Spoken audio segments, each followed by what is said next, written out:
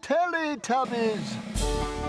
If we have to pick the top 10 shows ever made for toddlers and preschoolers, Teletubbies would rank right among the best in the list. The four adorable, brightly colored characters in catchy costumes and their fantasy world far away beyond the hills was the perfect setting for a children's show, and kids loved watching their playtime and daily routine, supplemented by some amazing songs and themes. Since then, Tinky Winky, Lala, Dipsy, and Po have entertained generations of kids, but there are some shocking theories around Teletubbies that might just ruin your childhood. In this video, we have dared to venture into the darkness and give you a glimpse of their possible origin stories and disturbing facts that might be far away from their joyful world. Before we go into our explanation, we have a very small request. If you like our content, please support us by subscribing to our channel. This is a small click for you, but for us it means a lot. Thank you, and let's begin.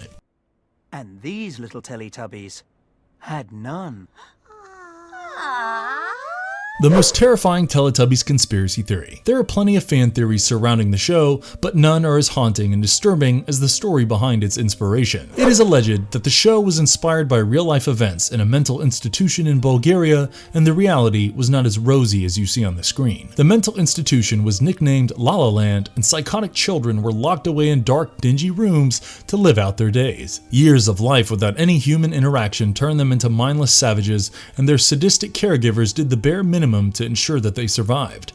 The four Teletubbies that you loved as a kid are actually based on four children from this mental institution who died on the same day. There was a girl named Lala who suffered from a grotesque facial deformity that caused her face to be stretched into a permanent smile. Years of isolation turned her into a mindless freak who spoke gibberish and danced around all the time. She knew of no other expression other than her creepy smile, and even in the toughest hours of physical pain, she would continue smiling. The Teletubby Lala was actually based on this horrifying patient. Tinky Winky was based on a boy named Towode, another unfortunate victim in this mental institution. He had a similar facial deformity as Lala, and even though he was deaf, Towote was known for being a troublemaker. He banged his head against the wall repeatedly, and this made the caregivers keep him outside the premises tied to the fences. He suffered from frostbite and the unspeakable torture and never stopped smiling, just like Lala. Dipsy was based on a sickly young boy named Donka who was so weak that he could barely move. He lay there in the confines of the mental institution marinating in his own vomit, and he survived his last days with negligible food intake. Paulina, the little girl who inspired the character of Po, probably had the worst backstory. She was accidentally thrown into the flames by the caregivers, and her pre-existing facial deformities worsened further after this incident. These four patients had one source of comfort in their pathetic lives: the televisions that played all the time to keep the patients engaged. However, maintaining the televisions and paying for the electricity was becoming expensive, and one day the children overheard the staff talking about getting rid of the television sets. They were in utter despair, worried about their life without the TV sets, which had become a part of their existence, and they took an unimaginable step to prevent this from being taken away. These kids didn't have any real hiding place, and previously they had swallowed toys to stop them from being taken. They planned to do the same with the TV sets. The next morning, the caregivers were greeted by the gruesome sight of the kids lying dead with blood and guts scattered all over their rooms. They had tried to claw their organs out to fit the television inside, and as you would expect, the severity of the injuries and the blood loss caused their death. They still had a smile on their faces, and their story became one of the most shocking events ever in a mental institution. The show Teletubbies brings their harrowing story to an altruistic make-believe world. The sorry lives of the kids were translated into the pseudo-joy of captivity that the Teletubbies seem to enjoy, and after learning about this possible inspiration theory, the show will never remain the same for us. A big puddle. And do you know what happened? Who controls the Teletubbies? One of the first things you will notice about the show is the voice that commands and controls the actions of the Teletubbies. They are almost puppets before the sinister voice and simply obey whatever they are asked to do. The show never explained who the voice belonged to, and this raised a few questions regarding the true origins of the Teletubbies. Did they lack the consciousness or freedom to do whatever they pleased and live on their own terms? If yes, then who did the voice belong to, and who was the mysterious controller? This has led to some very disturbing theories about the reality of the Teletubbies, and it is time to explore them in detail. One day in Teletubby Land, Dipsy decided to go for a walk. Go for a walk. Are the Teletubbies bioengineered slaves? The voice that orders the Teletubbies around has been shrouded in mystery, and most of the fan theories actually stem from its creepy existence. While watching the show, you will notice that the female voice has a hint of maternal instinct, and it seems to come out of nowhere. This makes people wonder if the voice truly exists, or if it is just a figment of imagination in the mind of the Teletubbies. If it truly exists and some supreme force is actually controlling the Teletubbies, then the theory about them being genetically engineered slaves might have ground. This theory further suggests that the creatures were crafted to serve humans, and this is basically their training period, where they are learning the art of obeying commands.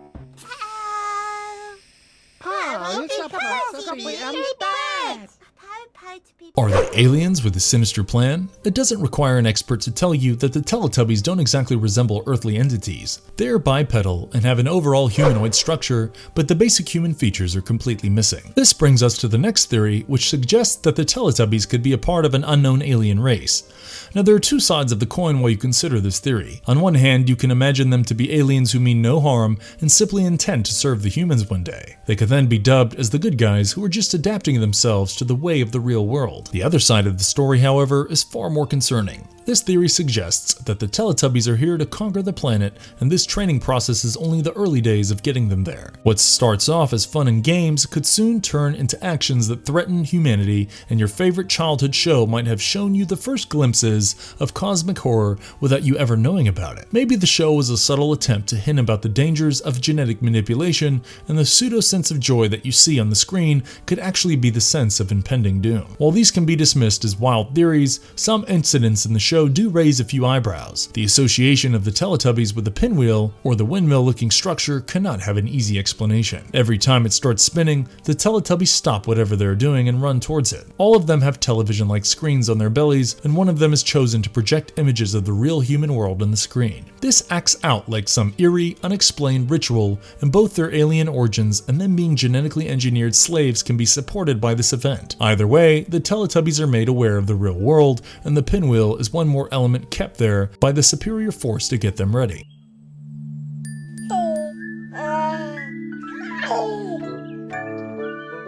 Is the sun baby actually a demon? The face of a giggling baby as the sun is simply adorable, but there may be more to it than what meets the eye. It has been reported by certain viewers that when the sun sets, the baby actually turns into a demonic being for a brief second before vanishing. Appearances can be deceiving, and one of the reasons that the sun baby is portrayed as harmless could be to not intimidate the Teletubbies.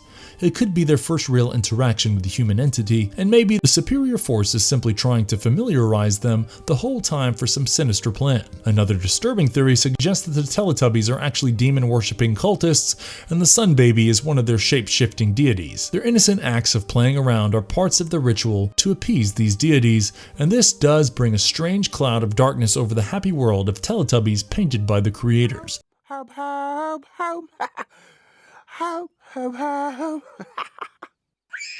What lies under the ground?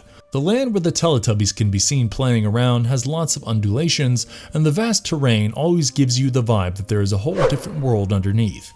A creepy conspiracy theory suggests that the Teletubbies are being watched at all times by the creatures living underneath. They could be the same species as the four cuddly buddies you see on screen, or they could be an inferior form of life that doesn't feel safe emerging in the outside world. Maybe the Teletubbies are supposed to clean up the world and make it suitable for their survival, and then these underground creatures would emerge. The sentient vacuum cleaner Nunu could be serving as their watchdog, protecting and cleaning up after the Teletubbies, and this vacuum cleaner could also be controlled by those living under the ground. This is in line with the whole alien theory, and it sways both sides when it comes to the possibility of the Teletubbies being evil or mere puppets.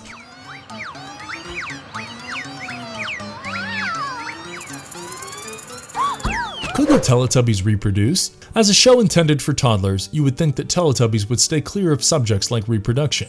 While the original show did not ignite any major controversies regarding this, the 2015 version of the show, titled Tiddlytubbies certainly raised a few questions. This time, the narrative featured 8 babies, the Tiddlytubbies, who were basically junior versions of the Teletubbies that we originally saw.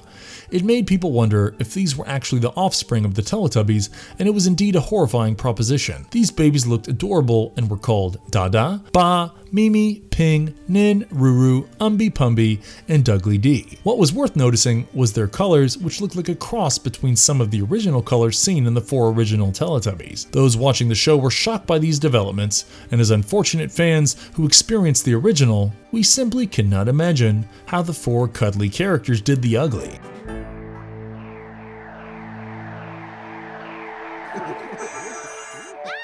The hypnotic effect of the show. Many parents ended up boycotting the show because they felt that the visuals were organized in such a way that the children could be hypnotized in some form.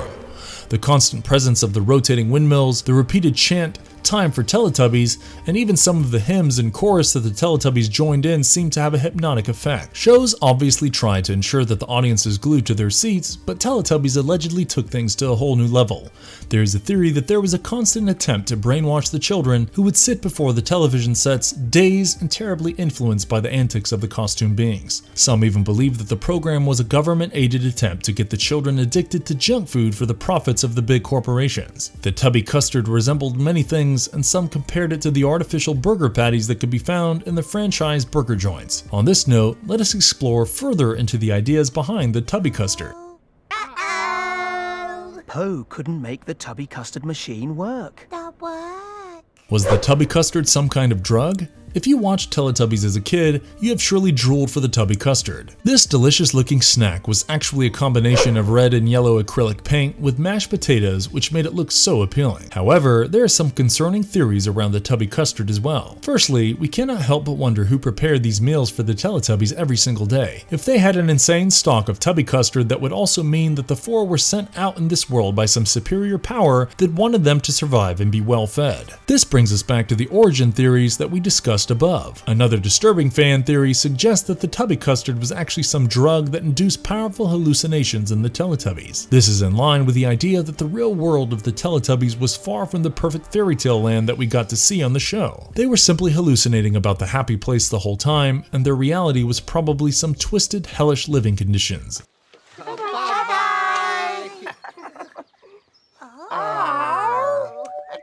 The end of the world theory. Humans have evolved and changed, and now the last 4 survivors look like the Teletubbies that you see on the screen. In an apocalyptic world, they're all that remain, and some superior force managed to leave behind a voice-guided manual, enough food, and a controlled environment for them to survive. What you see as the lush green world is actually a simulation that helps them function, and all this playing around is simply the last flicker of flame for the human existence before it goes off forever. The post-apocalyptic theory has found many takers, and the destruction of humanity could have resulted from extreme genetic manipulation, which resulted in the last surviving humans looking like this. Now that we have shaken up your whole belief system with these nightmarish theories, let us take you through some shocking facts about the show that will change your mind.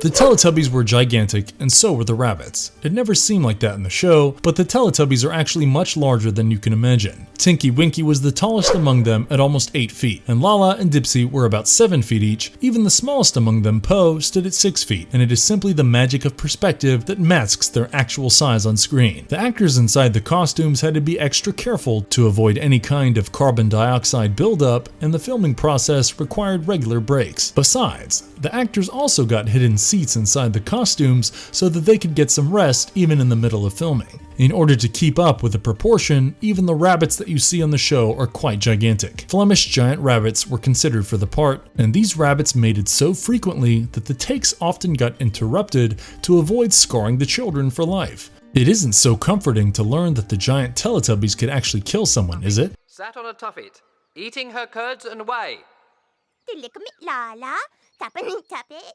Why was the original Tinky Winky actor fired? Dave Thompson, the actor who initially played the role of Tinky Winky, was fired after the first series came to an end in 1997. The creative differences crept in because of his portrayal of the character, which the showrunners deemed to be a bit too effeminate. Many parents were furious about Tinky Winky being portrayed that way, and the show's production company wanted to have no role in these controversies. Him carrying the red handbag also didn't go down well with some of the parents, and they were concerned that Tinky Winky would adversely influence their children. The actor who replaced him was Simon Shelton, and he enjoyed a long era of success and popularity, with the show prospering beyond imagination. However, Simon was known for having an alcohol problem, and in 2018, the actor was found dead with a high concentration of alcohol in his system. The cause of his death was said to be hypothermia, and it was an unfortunate end to a promising actor who played one of the most iconic roles on TV for children. Scary on the top, and I'm scary underneath. The banned episode Saga. When you think of Teletubbies episodes, frightening is probably the last adjective that comes to mind. But you will be surprised to know that one particular episode had to be banned because children complained of being traumatized and scared by the visuals. The episode, titled Seesaw, involved a giant cutout lion and a cutout bear, and there was something extremely creepy about the music and the choreography. They didn't really look like regular animals, and their voices only added to the fear factor. This episode reportedly had a few jump scares, and the animals chasing each other, and the Teletubbies became quite unnerving for the kids. Eventually, the episode was banned in many countries, and it was taken off air to be adjusted accordingly. Trees! It made him feel like doing 3 big jumps. You could no longer visit the home of the Teletubbies. It did not take too long before people identified the filming location where the exterior shots of Teletubbies were captured. The massive popularity of the show meant that thousands of people trespassed on the property, and the owner, Rosemary Harding, was frustrated by this invasion of her privacy. When nothing else seemed to work, she simply flooded the entire site in Wimpstone, Warwickshire. Now, the playground of the Teletubbies has been reduced to a giant pond, and you can no longer plan a fun picnic in the area. All these disturbing theories and facts still don't change the fact that the Teletubbies provided the children with hours of unadulterated entertainment. Yes, you'll probably never see them the same way after learning about these shocking theories, but these do not take anything away from the success story. Do let us know in the comments below which one of the theories seems the most plausible, and tell us about your own theories regarding their mysterious origins. And if you liked our content, don't forget to leave a like and subscribe to us if you haven't already. Have a good one and be safe. Thanks everyone. Bye. Bye-bye, Lala. Bye-bye. Bye-bye, Po.